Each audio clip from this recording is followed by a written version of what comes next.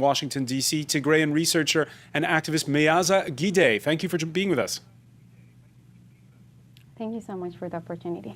Nermin Zaleke of the Global Ethiopian Advocacy Nexus. Thank you for joining us. Thank you, France 24, for giving us this opportunity.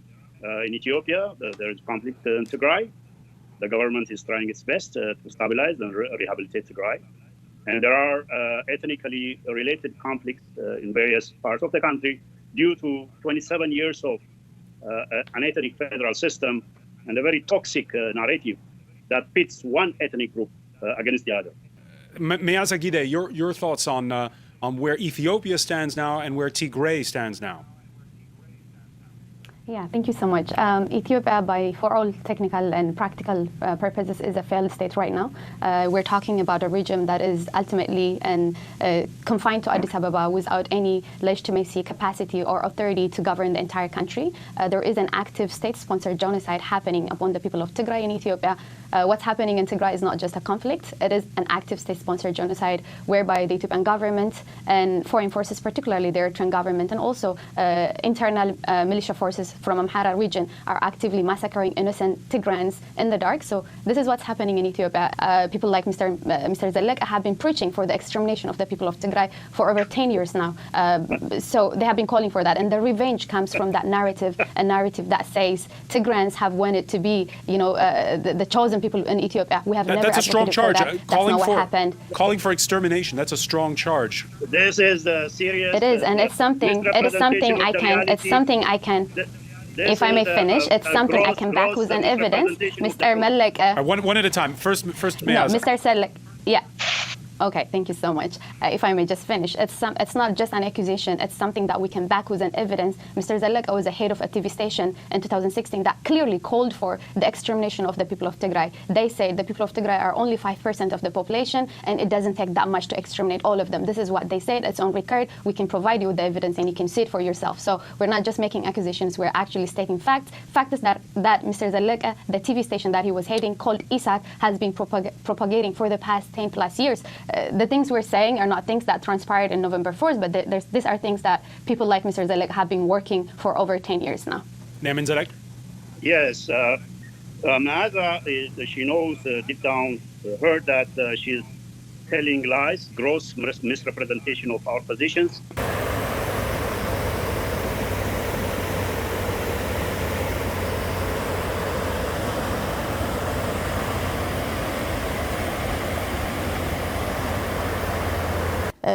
በሚሊዮኖች የሚቆጠሩ ንጹሃን ዜጎች ሞተዋል፣ ተገድለዋል፣ በረሃብም ሴቶች ተደፍረዋል፣ አብያተ ክርስቲያኖች የእምነት ተቋሞች እንዳለ ወድመዋል።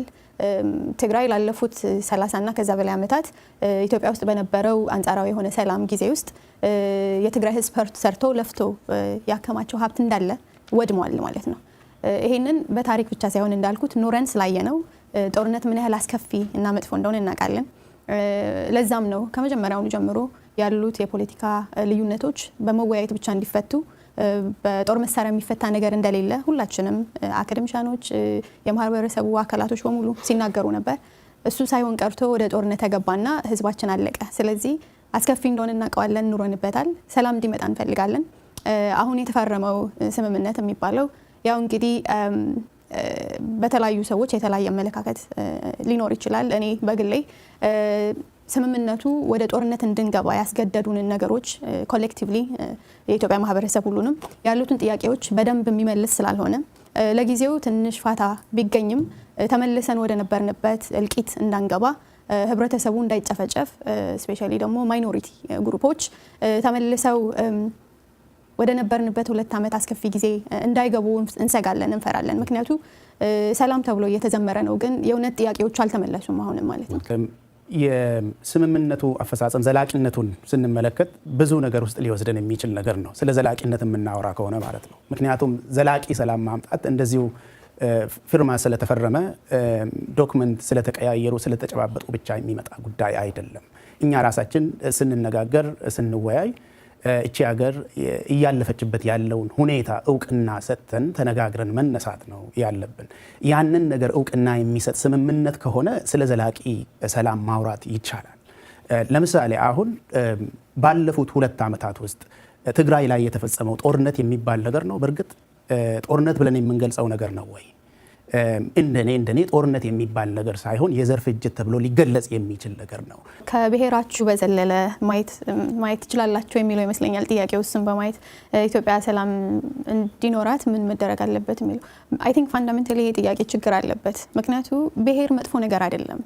ባለፉት 2 ዓመታት እንዲሁም ለበጣም ብዙ ጊዜ ሲሰራበት የቆየ ተረክ ነው ይሄ ብሔርን እንደ መጥፎ ነገር ማየት። እኔ ትግራዊቲ ሁኜ ነው የተፈጠርኩት። ሌላ ሰው መጥቶ የሰጠኝ ማንነት አይደለም። ስለዚህ ትግራዊቲ ሁኜ ኢትዮጵያ ውስጥ እንድኖር ከተፈለገ ትግራዊቲ መሆኔን እንድጠላ እንድተው መደረግ የለብኝም። መፍትሄም ሊሆን የሚችለው እኔ ማንነቴን የሚቀበል አይነት ሀገር መኖር አለበት፣ የሚቀበል አይነት ስቴት ኤንድ ሲስተም መኖር አለበት። ስለዚህ መጀመሪያ ሰላም እንዲኖር ከሆነ እኔ በማንነቴ ተከብሬ መኖር መቻል አለበት።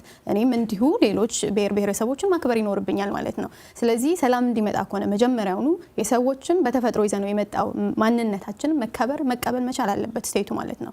ሁለተኛው መፍትሄ ሊሆን ይችላል ምንድነው ለሚባለው ጥያቄ መጀመሪያ መፍትሄ ሊሆን የሚችለው አካውንታቢሊቲ መኖር አለበት።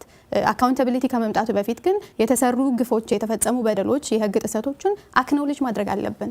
ትግራይ ውስጥ የተፈጸመው የዘር ማጥፋት ጆኖሳይድ ነው።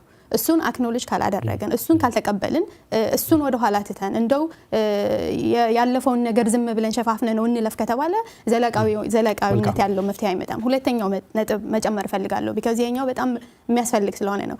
ከተጠያቂነትና ከፍትህ በተጨማሪ አሁን መሬት ላይ የተደረገ ያሉትን ግፎች መቀበል መቻል አለብን።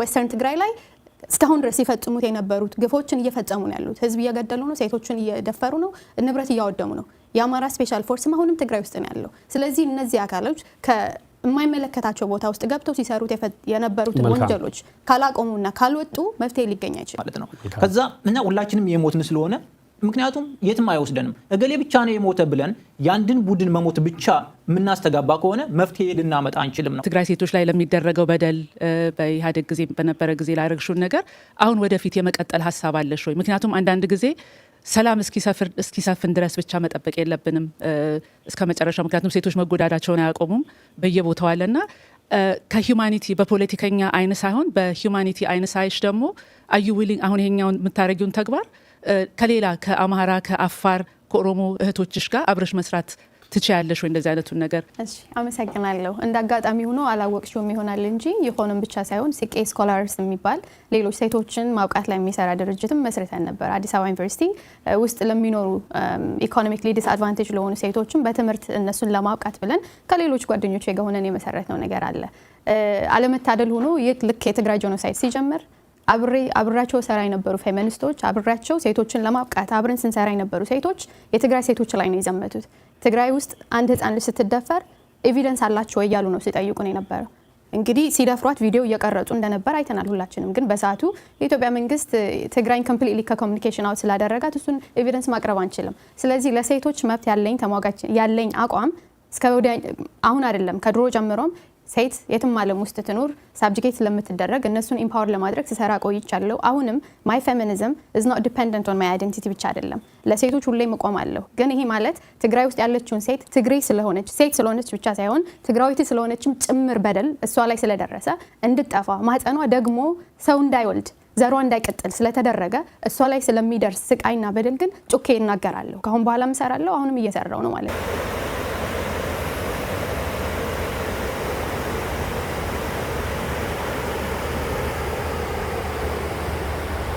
blaming forces from Tigray for committing far more atrocities during the war. This was despite recent reports accusing Ethiopian and Eritrean troops of human rights violations.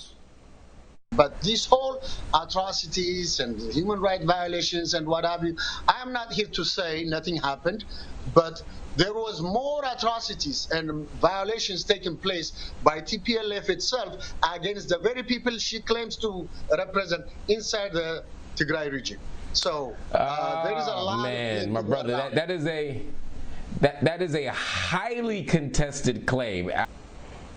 Joining me now to provide insight into the other side of the widespread unrest in Tigray is Meaza Gidey Gebremedin, an international relations specialist and human rights advocate for the nonpartisan and nonprofit organization Omna Tigray. Meaza, thank you so much for joining me on Black News tonight.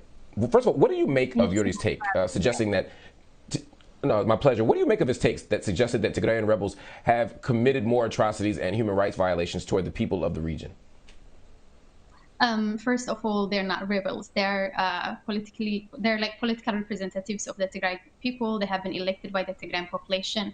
Just as recently as September of 2020, over 98% of the Tigrayan people voted for the TPLF. And the TPLF, alongside the regional defense forces called the Tigray Defense Forces, are fighting against the genocidal war that has been waged against the people of Tigray by Abiy Ahmed of Ethiopia, as well as Isaias Afwerki of Eritrea. And your previous guest was here basically denying everything that has been confirmed and reported by international media outlets, as well as intergovernmental organizations, including the UN. So for him to come here and to deny everything that happened and also blame the very people that are trying to defend the people of Tigray against this genocidal war is it's mind-blowing. But at the same time, I am not surprised, because this is exactly why the Ethiopian government and its cronies have been doing for the past 9 months now. Naturally, I am from Tigray, and as such, I'm Tigrayan. So I will never kneel down and accept any government that tries to take away that from me. So this is at the core of the genocidal war.